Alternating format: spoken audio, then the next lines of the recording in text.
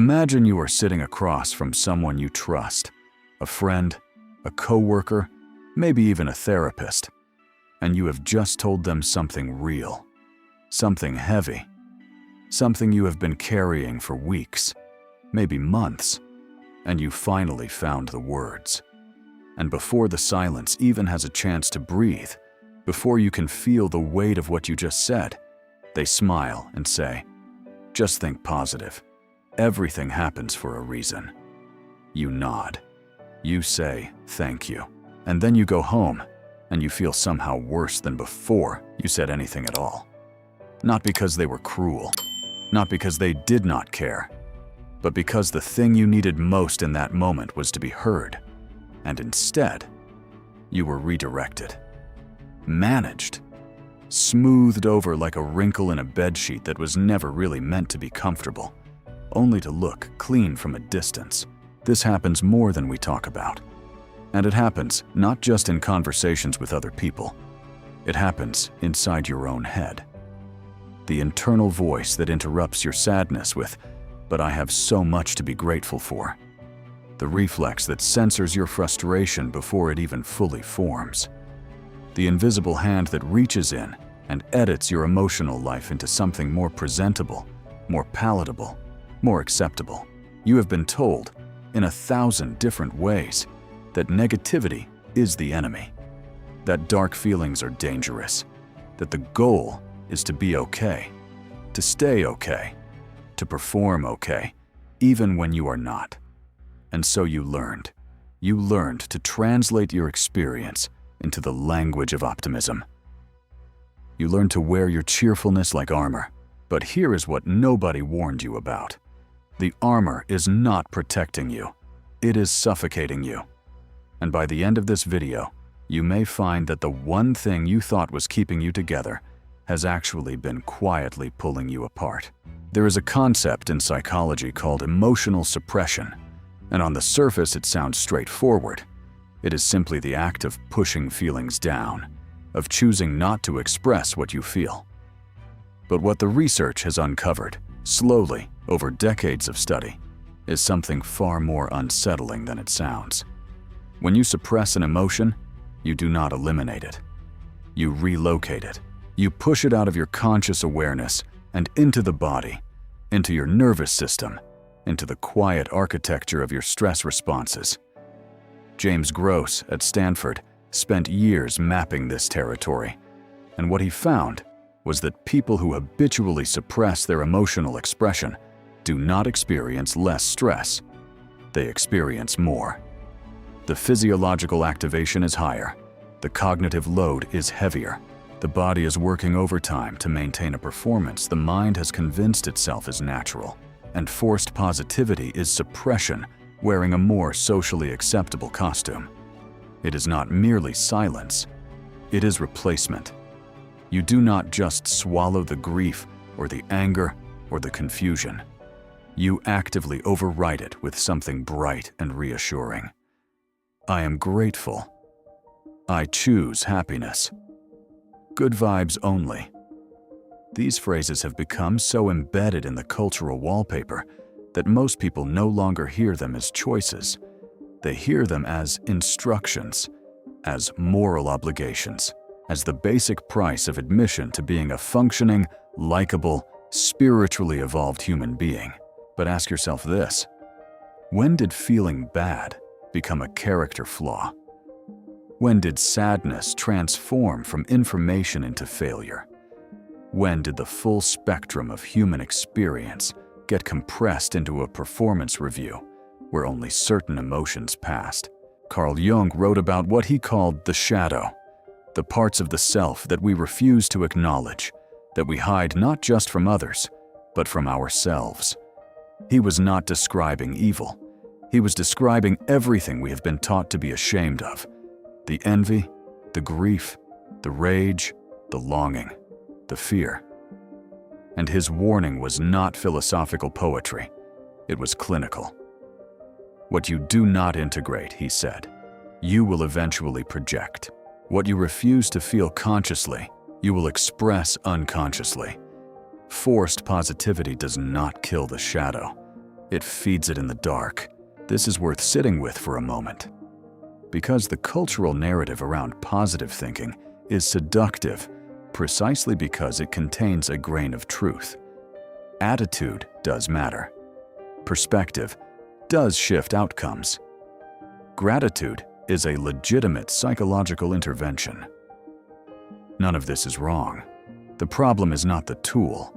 The problem is when the tool becomes a weapon used against your own inner life. When positivity is no longer something you choose, but something you are required to perform, it has crossed a line. It is no longer self-care. It is self-erasure with better branding. To understand why forced positivity hurts so deeply, you have to understand something about how the emotional system actually works. Not the motivational poster version, but the real, messy, biological version. Emotions are not random noise. They are data. Every emotional state carries information about your relationship to your environment, your values, your needs, your sense of safety. Anxiety tells you something feels threatening. Grief tells you something mattered. Anger tells you a boundary has been crossed. These are not bugs in the human operating system. They are the operating system. When you interrupt that process with forced positivity, when you reach in mid-feeling and swap the signal for something more pleasant, you are not healing yourself. You are cutting the wire before the message arrives. And the message does not disappear. It accumulates. This is the first micro-insight that changes everything. Suppressed emotion does not go away. It goes underground, and underground, it grows roots. Consider what happens physiologically. The body stores what the mind refuses to process. Bessel van der Kolk spent decades documenting this in trauma survivors, but the mechanism applies across a much wider range of experiences than clinical trauma. When emotional arousal is not discharged, not expressed, not metabolized, not allowed to complete its natural cycle, it remains encoded in the nervous system as unfinished business. You might recognize this as the tension in your shoulders that never fully releases. The low-grade anxiety that hums beneath your productive, optimistic, together-seeming exterior. The exhaustion that is not about sleep. The body is carrying what you refuse to feel, and it does this with remarkable patience and remarkable cost. The weight accumulates slowly enough that you stop noticing it, until suddenly you do. And by then, it has become something much harder to set down. This is the second micro-insight.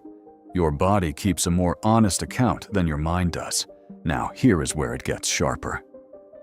Forced positivity does not just affect your inner experience. It affects your relationships in ways that are subtle, corrosive, and almost invisible. When you habitually perform emotional states you do not actually feel, you create a gap between who you are and who people think you are. And that gap is lonely. Deeply, quietly, specifically lonely. Because the version of you that people respond to, that they like, that they feel comfortable around, that version is a construction. And no matter how much warmth or appreciation comes back toward that construction, some part of you always knows it is not being received. It is your performance being received. You are there but unreachable, present but untouched. Think about the last time someone genuinely made you feel seen, not complimented, not reassured. Seen. Was it because they told you everything was fine? Or was it because they sat with you in the part that wasn't fine, without flinching, without reaching immediately for a silver lining? What does it mean that the moments of deepest human connection tend to happen not in our brightness, but in our honesty about our darkness? What does it say about a culture that trained you to hide exactly the parts of yourself that allow for that kind of connection? What have you lost in relationships, in self-knowledge, in sheer vitality, by becoming so fluent in performing okay? And how long have you been performing? These questions do not have quick answers. That is the point. They are meant to land, to stay, to do their slow work. Because the shift from forced positivity to something more honest is not a technique you can install in a weekend. It is a reckoning with the fact that you were taught, somewhere along the way, that your authentic emotional life was a problem to be managed rather than a territory to be inhabited. Here is the third micro-insight, and it is perhaps the most disorienting. Forced positivity is not the opposite of negativity. It is a form of it. When you suppress what you genuinely feel and replace it with a fabricated brightness, you are not in a positive state. You are in a state of conflict, your surface pointing one direction, your interior pulling in another. The cognitive dissonance alone is exhausting, and there is something almost cruel about the way this system perpetuates itself, because the exhaustion of maintaining the performance gets misread as proof that you need more positivity, more affirmations, more gratitude journaling, more mindset work, when what you actually need is permission to stop performing for 5 minutes and just feel what is true. True equanimity, the kind that the Stoics were actually describing when they wrote about it, is not the absence of difficult emotion. Marcus Aurelius was not someone who never felt grief or fear or frustration. He was someone who allowed those states to exist without being controlled by them. There is a profound difference between feeling something fully and being ruled by it, and forced positivity collapses that distinction entirely. It says, to not be ruled by the feeling, you must not feel it. But that is not what equanimity means. Equanimity means you can feel the storm and remain the sky. Forced positivity asks you to pretend there is no storm, and pretending is exhausting work. So what do you actually do with this? Not as a list of steps, but as a real question about how you choose to live inside your own mind. The first shift is the most fundamental, and it begins with something deceptively simple: letting emotions be information rather than verdicts. When sadness arises, the trained response is to treat it as evidence of something wrong with your thinking, a sign that you need to reframe, to be more grateful, to try harder to see the bright side. But what if instead you paused long enough to ask, what is this feeling trying to tell me? Not to indulge it, not to dramatize it, just to receive it long enough to hear what it carries. Emotions are rarely meaningless. The sadness you keep overriding with positivity might be telling you that something in your life is genuinely out of alignment with your values. The anxiety you keep reframing as excitement might be a real signal that a boundary is being violated. Treating your emotional life as data rather than malfunction does not make you more negative. It makes you more honest. And honesty, even when it is uncomfortable, is ultimately the only thing that leads to real change rather than an increasingly elaborate performance of change. Think of it this way: a thermometer that always reads 70 degrees is not giving you comfort. It is giving you false information. And eventually, false information has consequences. You dress for summer and step into freezing cold. You insist the water is fine and refuse to see the current. The analogy holds because the self-deception involved in forced positivity is not harmless. It has a cost. The question is whether you have been paying that cost quietly for so long that you have started to mistake it for the normal price of being alive. Ask yourself, what would you actually feel right now if you stopped filtering? The second shift is allowing complexity without resolution. One of the quieter violences of forced positivity is the pressure it creates to arrive somewhere clean and resolved with your emotions. The implicit contract is, feel the bad thing, then immediately pivot to the lesson, the growth, the silver lining. And while meaning-making is genuinely important, Viktor Frankl built an entire psychological framework on it. There is a difference between meaning that emerges organically from living through something and meaning that is applied prematurely as a way to close the door on feeling it. You are allowed to be sad without having found the lesson yet. You are allowed to be angry without immediately forgiving. You are allowed to sit in the complexity of something difficult without rushing toward the part where it all makes sense. The human capacity to tolerate ambiguity is not a weakness to be fixed. It is a form of maturity. And it requires exactly the kind of emotional honesty that forced positivity makes impossible. If something in this is landing for you, and you find yourself wanting to think through it further, or hear from others who are sitting with the same questions, the comments below this video are always a space for that kind of honest conversation. And if this channel has been a place where you feel genuinely met rather than managed, staying connected here is how that continues. The third shift is perhaps the most counterintuitive, which is that negative emotions, when fully felt, resolve faster than suppressed ones. This runs directly against everything the positivity industry has told you. But the evidence is consistent. Emotions that are acknowledged, expressed, and metabolized tend to move through us in relatively short cycles. Emotions that are suppressed remain active beneath the surface indefinitely. The grief that you are allowed to feel lasts weeks.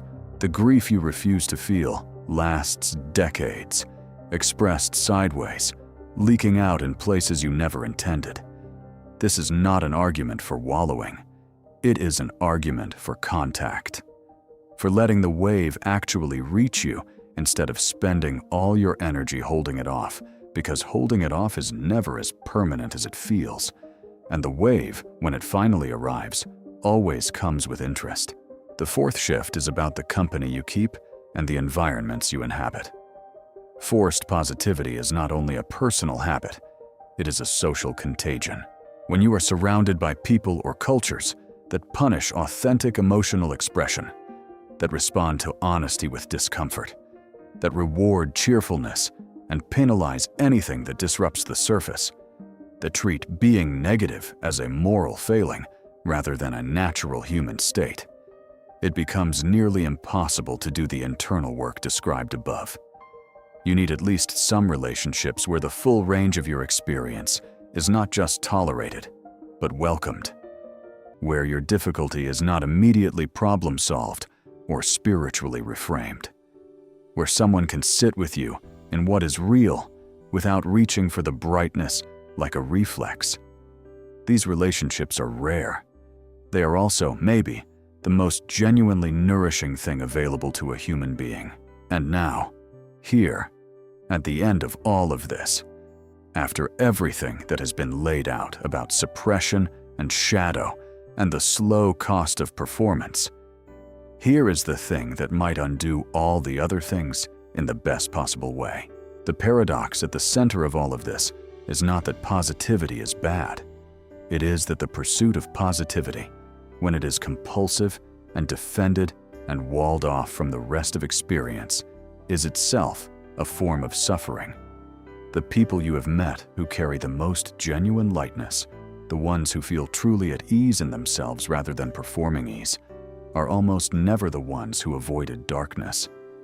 They are the ones who went through it with their eyes open, who felt what they felt without immediately reaching for the override, who learned at some point that the dark and the light are not enemies, but neighbors, and that a life of real depth requires both. You do not find peace by refusing to feel pain. You find it by feeling pain completely enough that it no longer has to shout. The most radical thing you can do in a world that sells you positivity is to be honest. Not brutally, not performatively, just honestly. That is enough. It has always been enough.